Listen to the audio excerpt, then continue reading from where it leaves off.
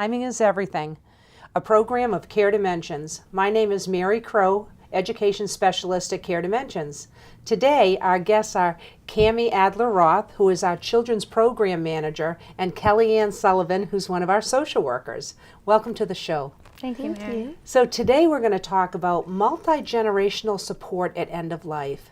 You know, this is such a great topic. This is a topic that really rarely gets discussed, isn't it? Mm-hmm. And, you know, as we know that, you know, advanced illness and death is not a respecter of age, so it affects all generations of the people that we love. So let's talk about that today. So I'd love for you guys to tell a little bit about yourself and your role at Care Dimensions. So Cammy, you want to start? Sure.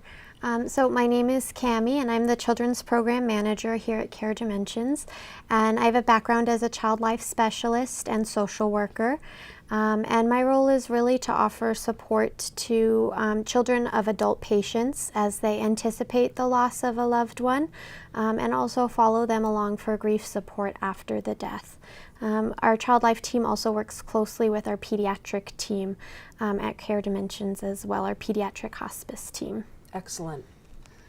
And my name is Kelli Sullivan, and I'm a social worker. I've been with Care Dimensions for 8 years, this month actually. I've been a social worker for 20 years, and you know, right now we have a social work team of I think about 25, and you know, we're there, you know, to provide support, referrals as they come in, emotional support obviously. I always tell my families when I'm introducing myself that, you know, nurses come in with their tools and their stethoscopes and their blood pressure stuff, but you know, social workers come in with their mouth, and you know, every family's different. Yeah. You know, and their heart and their ears as well. It's such an integral part of the team. So it's so nice to have you guys on the show today. So let's talk about this multi-generational support at end of life. Talk about that and how essential this is. So you know, as we've been talking a little bit about the fact that, you know, end of life affects everybody, and a lot of times people in our culture think that you know, there's the kind of primary family, you know, and there's the mother and the father and the children, but you know, we know from all the work that we do that there's grandparents and there's aunts and there's guardians and there's cousins and there's neighbors, you know. So, and I've worked in assisted living and home care. So, you know, I've seen all of those generations come together, and you know, they all need our support. Yeah. So talk more about that. So because again, it really is needed across all. So talk a little bit about, you know, again, this uniqueness around end of life and some of the unique issues that can arise for various parts of these generations. Yeah, so as Kelli was saying, we really do try to support the whole family regardless of age, and my role in specific is to support children who are part of the family. And so we do that through a lot of different ways. And one big way is really just offering guidance and support to parents or caregivers of children to kind of talk through with them some of the concerns they might have about their children, and talk about how much information to share with them and when to share it, and what language can be used to make sure that it's developmentally appropriate so the kids can understand it in a way that feels safe.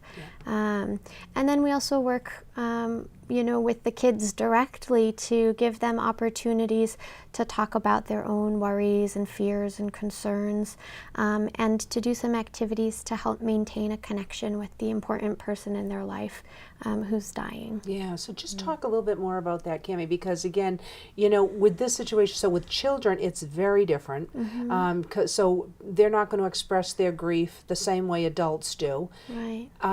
Age difference too. So again, you're not just treating like adults versus children. Then you start getting into really age for the child too, and how you address that. So can you just talk a little bit more about that? Sure. Well, you know, it really does depend on a child's age, not just their chronological age, but their developmental age as well. And we know that every kid is different, just like every person is different. And so what is helpful for one child might not necessarily be what's most helpful for the other. So we really try to talk with families and parents who know their kids best, to figure out, what is going to be most helpful for this specific child. And we also talk with the kids to get their opinions so we can hear their choices and give them an opportunity to voice their own needs as well. But it really does depend on the age, how much information we're going to share, and what choices they're going to have. Yeah. So let's talk about that, Kelly, too, in terms of like assessment, because again, you're out in the homes. Yeah. You're out in the whatever the facilities or wherever setting you are, because hospice is anywhere the person calls home. You're out there. You're having to make really skilled assessments around this. Yeah. So I mean, usually the nurse is the first one in, and then the social worker is typically right behind her. And when I walk into a home, it's every home is different, and so I'm encountering different types of families, socioeconomic, differences. And so my job is to kind of go in and assess for needs at that time, really immediate needs, obviously. If I have a young child in the home with a parent that's dying imminently, then I'm contacting Cammy right away. So you two are really working in close, conjunction with one another. Okay. Yeah, and I'm making kind of assessments around what they need in the house. So talking about intergenerationally, a lot of times there's families that are coming in from all over the country. Sometimes they're coming in from out of the country. I've had patients where the grandparents were coming in out of the country, and they were, we're doing family meetings to figure out how everybody could support the family and the patient, obviously, at end of life. We're making referrals for care. A lot of families need private care in the home. And we're making bereavement assessment, Sure. and how many resources does this family have? What is their neighborhood support like? Do they have church support? Kind of figuring out all those things, and then obviously bringing our chaplains in as well. So, but you're really having to make, again, this is a multi-layered assessment, because you're going in, you're looking at the child's situation and how they're handling this, the signs and symptoms that they're showing that they're need of support. You have the parent situation, depending on even who the patient is, the identified patient, and then you have the grandparents who you're talking about, who often are forgotten grievers, right? So they come into this. So you're having to make that, and again, you're not always having the same resources for all parties. No. This isn't a kind of a cookie cutter thing. So this is a lot really of our families can't multi-tiered. afford a lot of those resources. So then we're talking about the social work team looking at, referrals for Mass Health, and kind of finding outside sources to help financially as well. We get creative. And I've recently had several families where there's been aunts and uncles. And I feel like the forgotten bunch is the elders' siblings. When we go see elders, we're asking them about their adult children, their grandchildren, but we forget to ask them about their upbringing, and who's around you for your siblings. A lot of times those people come in and help care too.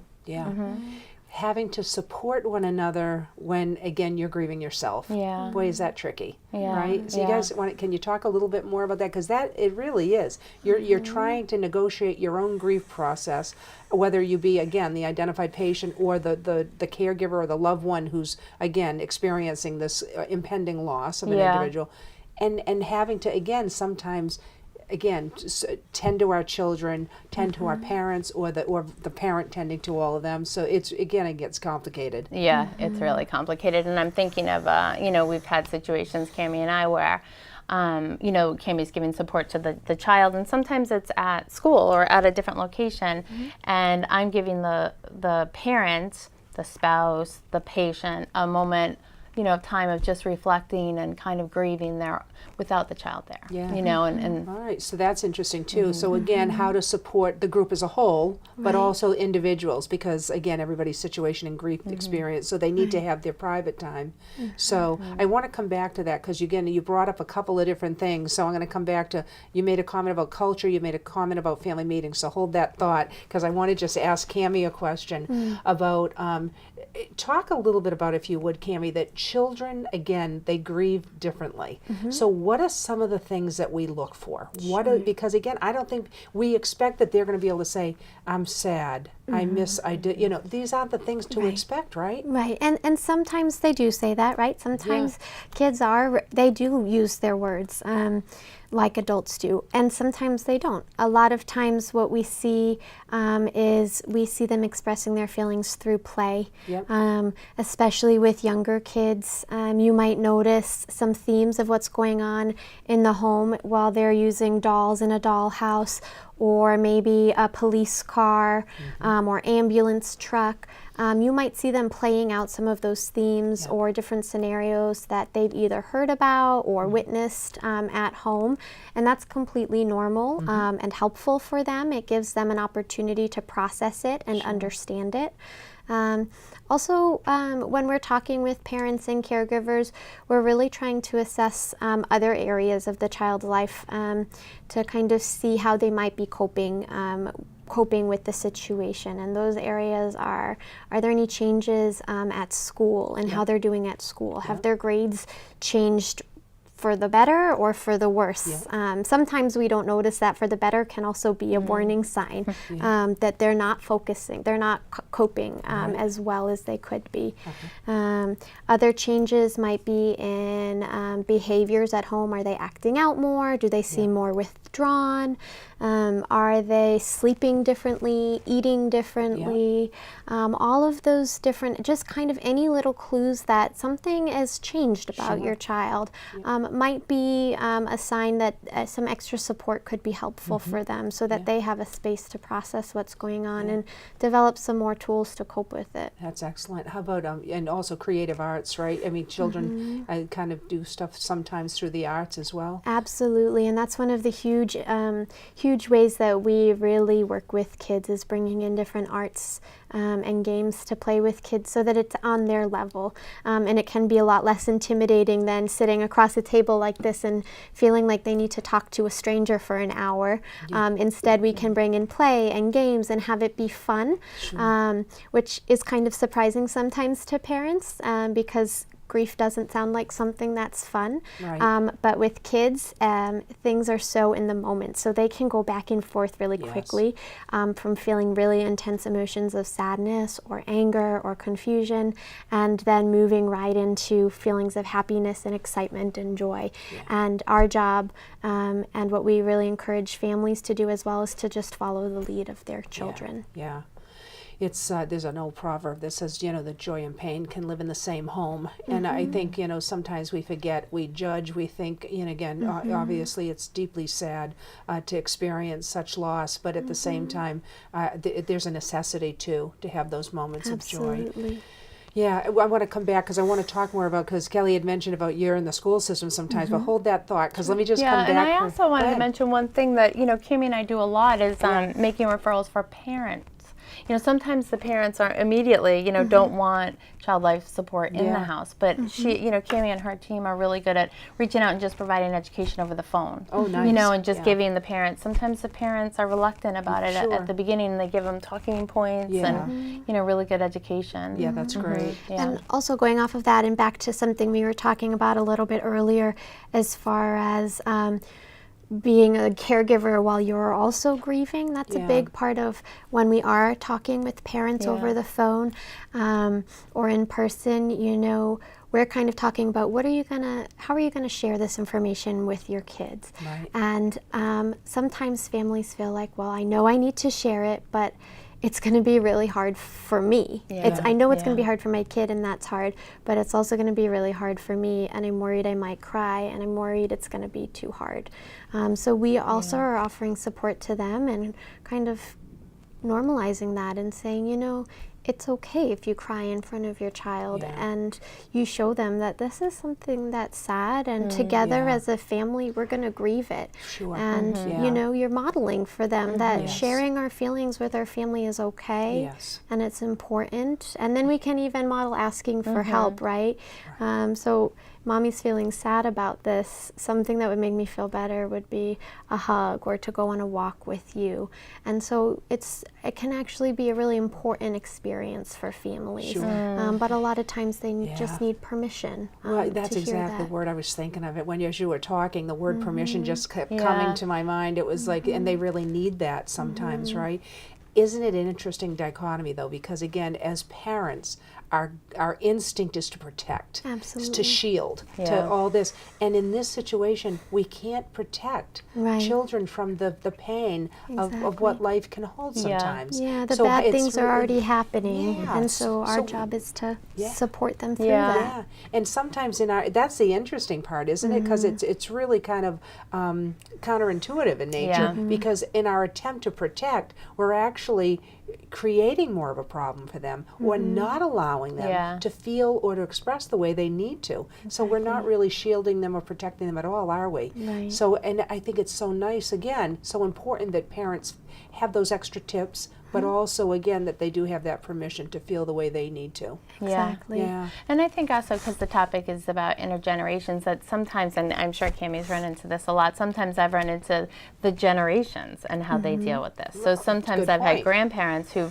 we're giving them all this education and support about how it's okay to cry in front of the Yeah. children, and it's okay to feel those feelings. And a certain generation really responds negatively to that, so it can cause stress in the home. Yes. And then it's respecting everybody's kind of feelings and roles and the Right. history of that, where that comes from. Absolutely, yeah. Who we are is where we've come from, Yeah, right? Isn't yeah, it? yeah. That certainly factors in. And like you say, so sometimes that pull too is that, even generationally, as we maybe do things differently, there is that kind of, oh my gosh, when these multi-generations are involved, how is that going to be received? We're doing this differently. This isn't really the way it's accepted by others.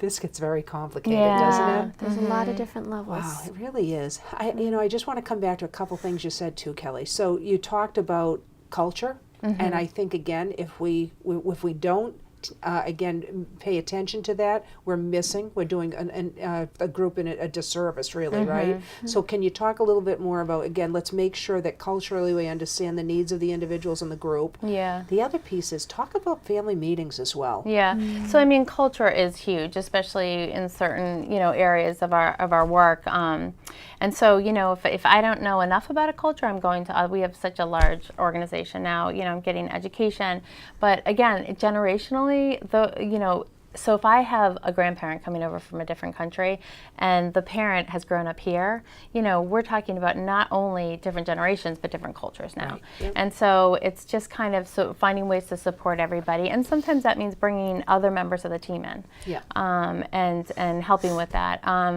Knowing about end of life in cultures. Right. Our chaplains are really good at that, and they're always educating us on it as well.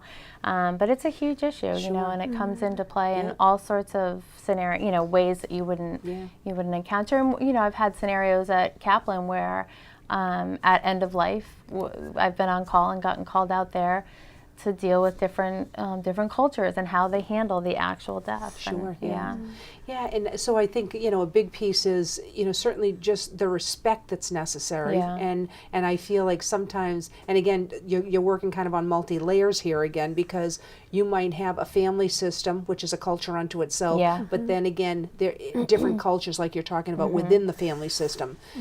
And we truly never know what a person, in terms of what the cultural needs Yeah. are, unless we ask. Yeah, yeah. And now you're having to ask multiple people, right, within that system Yeah, to yeah. truly get the understanding of what's important to them, what do they need from a cultural perspective. Yeah, Right? and that's just the beginning of everything else that comes into Yeah, it. yeah. Yeah. So talk a little bit about family meetings. Yeah, too. so family meetings have become such an important part of my work, and this comes into play when when I have different generations all over the place, and kind of figuring out how everybody can be involved. Because sometimes, especially if it's maybe an older generation or maybe a more passive member of the family, they want to be involved. It's good Right. for bereavement for everybody to be involved.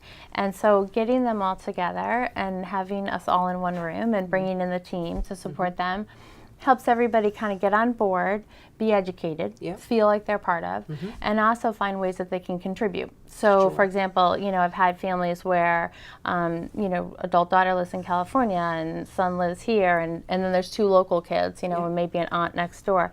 The out-of-state adult children feel like they don't have anything to contribute. Sure. So they're doing the schedule, they're doing the finances, Yeah. you know, they're kind of feeling part of as well. That's nice. And they're coming in also to provide respite. Yeah. Yeah. So also, I love family meetings for the sake of when you have everyone together and you kind of, you know, you can really get a clearer picture of where everybody's at and understanding what their needs are. Because sometimes we make assumptions when we're close to people that we kind of know how they feel or what they need, or what, and we truly never know unless we ask, right? Yeah. So I think that that's a nice opportunity. Yeah, and you know, people are I always tell families this, like, because they'll apologize. People will apologize all the time. Oh, I'm so sorry, or, you know, I'm crying, or I'm angry, or I'm not normally like this. And I'm always telling people, of course you're not. We're seeing you at the worst. Yeah. You know, and none of our families are in the best Right. shape, you know, and so this is a place we come together, we support, and Yep.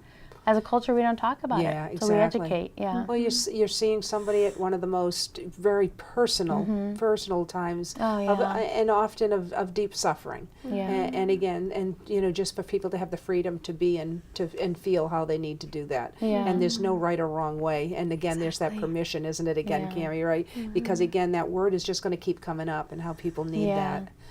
Talk about, Cammy, thank you.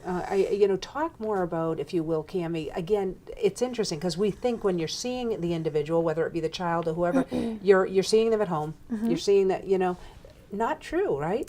Right. So sometimes it is at home, but that home might be where the patient lives. Yeah. If the children live with the patient, it might be down the street or a few towns over if that's where the kids live. Sometimes we're seeing kids at our own offices or at one of our hospice houses when they're visiting a patient. And in those cases, if it's the first time they're visiting, we either will do directly or offer support to parents so they can do it. Do a really in-depth preparation so kids know what they're walking into before they visit their loved one, especially if there have been significant changes Sure. in what they look like or how they're acting. But we also do a lot of support in school settings, and we collaborate with schools and other counselors who are working with children if the family would like us to. Yeah. So we have a lot of flexibility so that we can meet kids where they're most comfortable. Yeah, I love- And sometimes they really want to be at home, and that is like it's their turf. They feel comfortable there. And sometimes they need space away. And sometimes school feels like a great space, and sometimes they say, no, that doesn't feel like the best space for me. I want to focus on school, not family stuff while I'm there. Yep. So it's really about giving kids the opportunity to make that choice because they know themselves best and they know what they need with the support of caring adults around them. Yeah.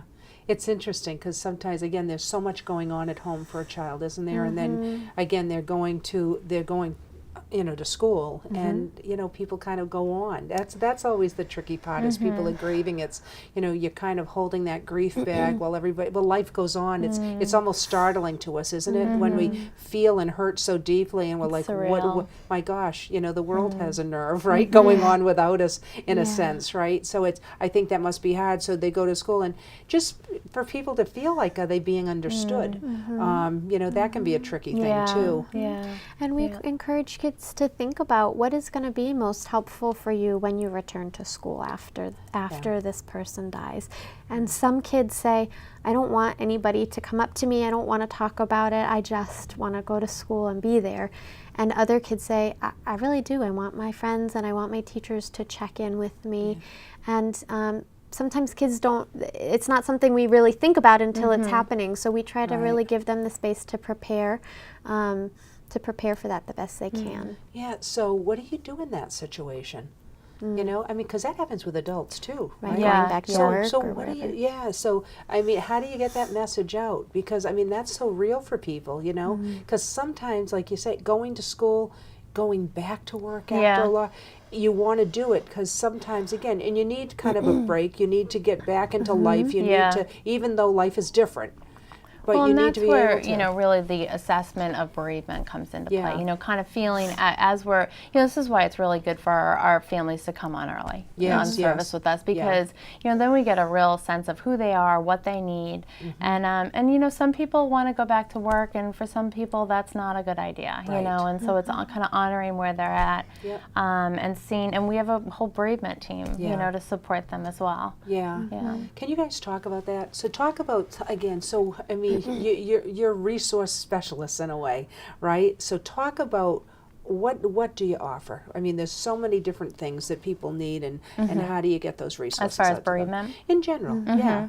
Well, I mean, as far as bereavement goes, you know, where I'm offering, you know, I'm a licensed therapist essentially, you know, and so I'm offering a lot of emotional support, Yep. a lot of kind of holding the space for families and patients as well, and you know, kind of guiding them through, giving them a lot of opportunity to do life review, and to be grieving, Right. you know, a real space to do that. So when they go out to the bank, when they go to school, life does go on, but you know, we can really provide them with that support and allow them to just be in their grief. And you know, there are a lot of outside supports for them as well. I mean, we have a bereavement team for after the patient passes away.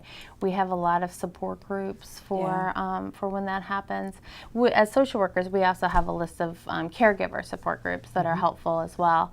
And then Cammy has, you know, they have over at Child Life a lot of support too for end of life. Yeah. And again, talk about that, Cammy, about Sure. other stuff that you guys offer. Sure. So our Child Life Department is actually part of the bereavement team as well. So the bereavement team also really is intergenerational support.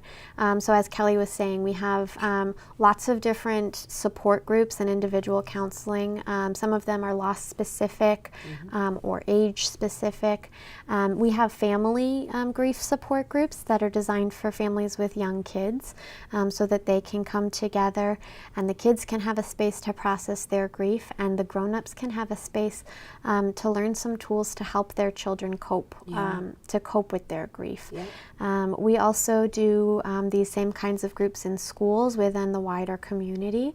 And we also have our annual Camp Stepping Stones event, which is a huge part of the support that we offer. It's a one-day retreat for families who are grieving the death of somebody important to them. We don't really put guidelines around who that is. It's as long as it was a person who was really important to them and they're missing them and they want a space to honor and remember that person. They're invited to be with us on that day.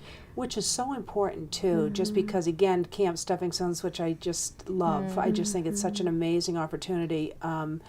You tend to the children, and it's again by age, which is wonderful because that matters. But also you tend to the caregivers as well. It's such a wonderful day. Yeah, Such a and there's powerful grandparents there, and there's parents there. Aunts and uncles. It really is it's for really the whole great. family. It's wonderful. Well, I'll tell you, I wish we had an hour because we just have so much to cover in this, but we have just about another minute left. So I just want to ask each of you. So, you know, if you want to share, what would you that you haven't been able to say so far? What would you like to share with our viewing audience? Yeah, I just think, you know, as I said earlier, I just think it's so important to come and get help early, you know, and even if it's just a phone call, even if you've just gotten, you know, a diagnosis that feels really scary, you know, just a phone call to you know, Care Dimensions to just get some feedback on, you know, what happens next and what are the supports out there, and you know, because it feels lonely. Right. When you're doing and you it don't have alone. to be on service to call us, right? To get the support, which is very important, right? Yeah. And I would add, going off of that, for families to just know that we are always going to follow their lead. We're never gonna force them into anything that doesn't feel like the most helpful for them. Great. Thank you so much. We really appreciate you being on the show. Mary. And thank you for tuning in to Timing is Everything. We'll look forward to you being on the next show.